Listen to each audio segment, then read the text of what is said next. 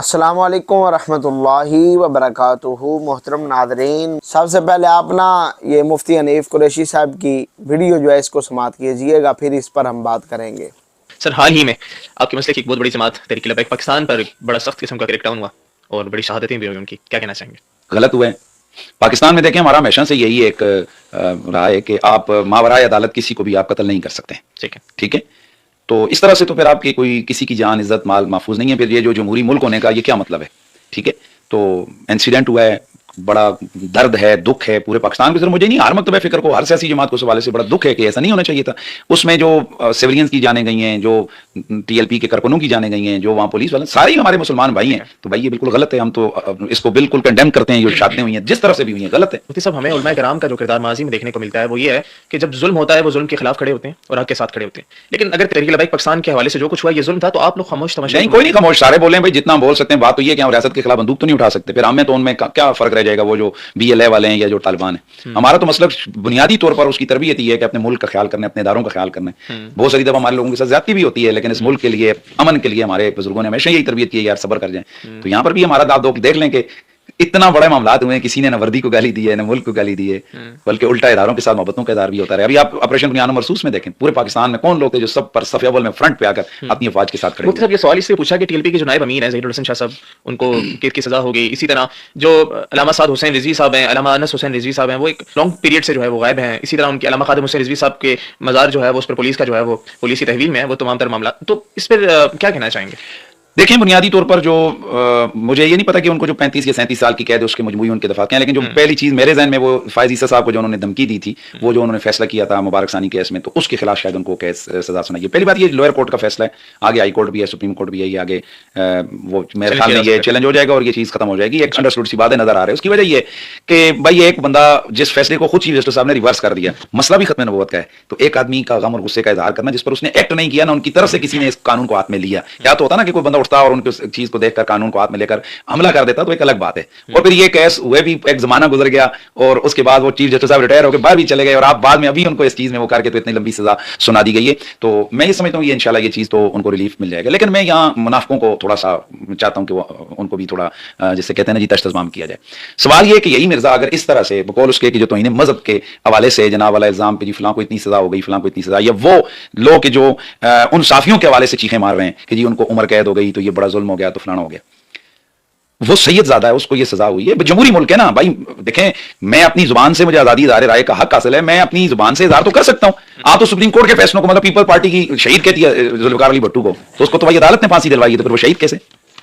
ٹھیک ہے، بہت سارے آپ کے فیصلے. یہی نواز شریف صاحب جس وقت یہ نائل ہو کر ان کو پتہ نہیں 31 سال کی قید سنائی گئی تو یہ ججوں کو گالیاں دے رہے تھے. یہ سارے لوگ سپریم کورٹ پہ حملہ بھی ان کے دور میں ہوا ہے.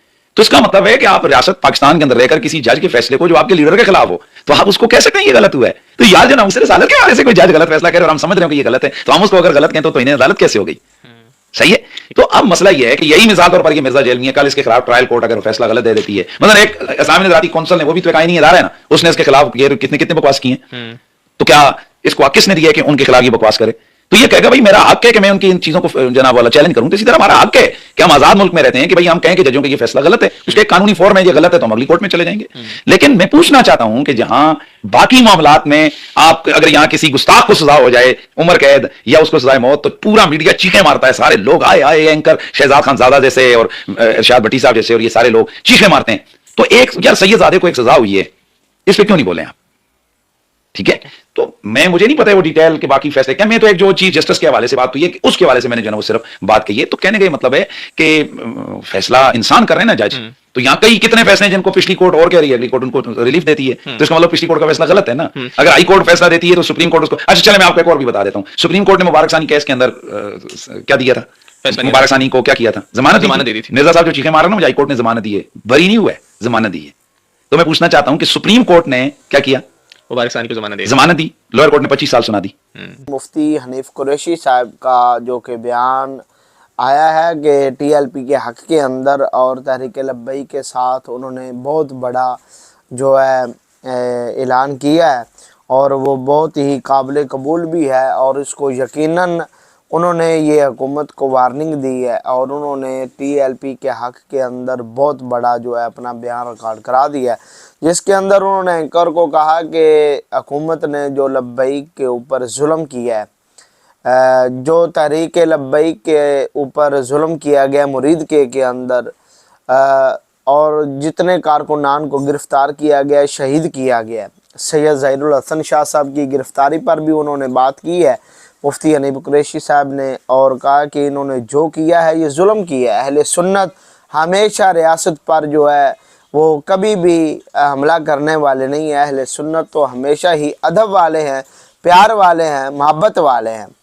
تو محترم ناظرین، مفتی حنیف قریشی صاحب کا یہ بیان یقیناً جو کہ دلوں کو چھونے والا ہے، اور انہوں نے بہت سی غلطیاں بھی کی ہے جو کہ ہم نے یقیناً پہلے جانی بھی ہے، اور یقیناً یہ قابل قبول بات ہے کہ اہل سنت نے کبھی بھی ریاست کے خلاف ہتھیار نہیں اٹھایا، اور کبھی بھی انہوں نے ریاست کے معاملات کے اندر عمل دخل نہیں دیا۔ لیکن جب سے، حالانکہ سیاست کرنا کوئی جرم نہیں ہے، انبیاء علیہ الصلوۃ والسلام کی سنت مبارکہ ہے سیاست کرنا، تو اسی وجہ سے اہل سنت کے بہت بڑے پلیٹ فارم پر اگر سیاسی جماعت بنائی گئی ہے تو پھر ان پر یہ ظلم کیوں کیا گیا ہے، ان پر اس طرح گولی کیوں چلائی گئی ہے؟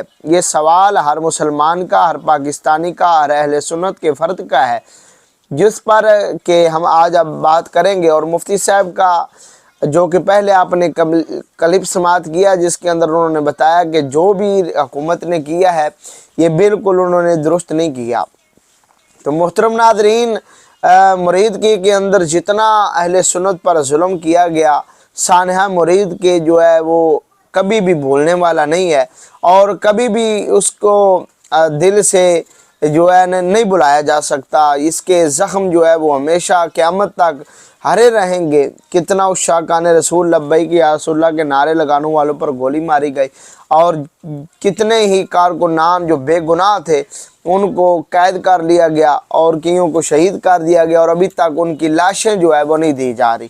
تو محترم ناظرین، اس کے ساتھ ساتھ ہم بات کریں گے کہ صرف یہ مفتی حنیف قریشی صاحب کا نہیں، بلکہ مفتی اعظم نے بھی یہ بیان ریکارڈ کرایا۔ انہوں نے کہا کہ بہت بڑا بیان، انہوں نے کہا کہ فی الفور جتنے کارکنان گرفتار ہیں ان کو رہا کر دیا جائے، اور اس کے ساتھ ہی انہوں نے یہ بھی کہا کہ جن کو لاشیں نہیں دے گی ان کی لاشیں ان کے ورثاء کو دی جائے، اور جن پر FIR کرائی گئی ہیں، درج کی گئی ہیں بے بنیاد، ان کو فی الفور ختم کر دیا جائے، اور TLP پر جو پابندیاں ہیں وہ بھی مکمل طور پر ختم کر دی جائیں۔ اس کے ساتھ ہی مفتی اعظم نے یہ بھی کہا ہے کہ یہ معاملات کو بہت جلد ہینڈل کر دیا جائے۔ یہ انہوں نے محسن نقوی کے ساتھ جو بات کی تھی، معاہدہ ہوا تھا، تو اس پر انشاءاللہ وہ عمل جاری ہے، اور مفتی صاحب دیگر معاملات کے اندر گوشہ ہیں۔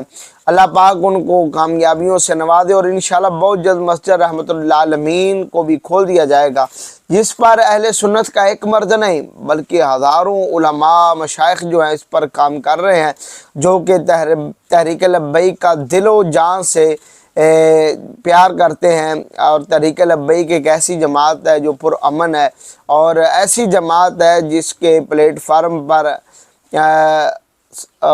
اعلیٰ سطح پر ختم نبوت پر کام کیا جاتا ہے، اور دین کے غداروں کے ساتھ سخت ہاتھوں کے ساتھ جو ہے نمٹا جاتا ہے۔ طاہر اشرف صاحب نے، انہوں نے بھی اس کے خلاف آواز اٹھائی ہے۔ انہوں نے کہا کہ ہم مریم نواز صاحبہ سے گزارش کرتے ہیں کہ تحریک لبیک کے جو جتنے کارکنان بے گناہ قید ہیں ان کو فی الفور رہا کر دیا جائے، اور جتنے کارکنان جیلوں کے اندر ہیں ان کو فی الفور رہا کر دیا جائے، اور یہ جو پابندیاں، یہ جو معاملات ہیں ان کو بالکل اور بہت جلد جو ہے سیٹ اپ کر دیا جائے۔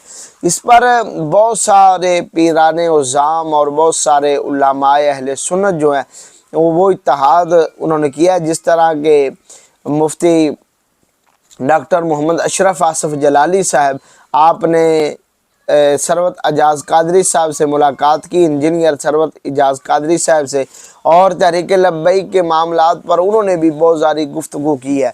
लेकिन इसके साथ साथ जो गलत अफवाहें फैलाई जा रही हैं उन पर आपने बिल्कुल तवज्जो नहीं करनी। आपने मरकज़ की जानिब ही मुतवज्जे रहना है कि मरकज़ जो फ़ैसला करेगा उस पर ही आपने कारआमद रहना है, और मरकज़ का फ़ैसले का हर एक को इंतज़ार होता है। तो इंशाल्लाह मरकज़ कभी भी गलत फ़ैसला नहीं उठाता। आपने जज्बाती होके या इंतशार वाले मामलात के अंदर नहीं जाना। अगर कोई ऐसी पोस्ट आती है तो उसको इग्नोर कर दिया जाएगा, लेकिन मरकज़ की जानिब से ऐसी कोई भी हुकूमत के ख़िलाफ़ जो है पोस्ट नहीं बनाई जाती, बल्कि इतना सब्र है तहरीक लब्बैक वालों पर कि जितने कारकुनान बाहर हैं और मोहब्बत करने वाले हैं वो आए दिन ट्रेंड चलाते हैं, लेकिन किसी पर वो जुल्म नहीं करते, वो अपनी ताकत दिखाते हैं। सोशल मीडिया पर भी ये बहुत सारे लोग हैं, ये एक जत्था नहीं है ये, बल्कि अहले सुन्नत का एक बहुत बड़ा प्लेटफार्म है, और बहुत सारे उलमा जो हैं इसके साथ मुंसलिक है, और बहुत सारे अवाम इसके साथ मुंसलिक है, जिसकी तादाद लाखों करोड़ों के अंदर है। तो ये जितने मामलात चल रहे हैं इंशाल्लाह बहुत जल्द आपको साद हुसैन रिजवी और अनस हुसैन रिजवी साहब के बारे में बहुत बड़ी खुशखबरी मिलेगी। इंशाल्लाह वो मंजर आम पर आएंगे जो कि जिनसियों के हाथों के अंदर है। इंशाल्लाह ऐसा वक्त आएगा कि वो कानून के मुताबिक रिहाई इंशाल्लाह पा लेंगे, और फिर मामलात अपने कारकुनान के साथ वो बैठकर इसको हल करेंगे। इंशाल्लाह वो वक्त दूर नहीं है कि मुल्क पाकिस्तान के अंदर अमन का गहवारा होगा, दीन का बोलबाला होगा। उम्मीद करते हैं वीडियो अच्छी लगी होगी, जल्दी से शेयर कर दीजिएगा, चैनल को सब्सक्राइब कर दीजिएगा। सलाम पहुँचे।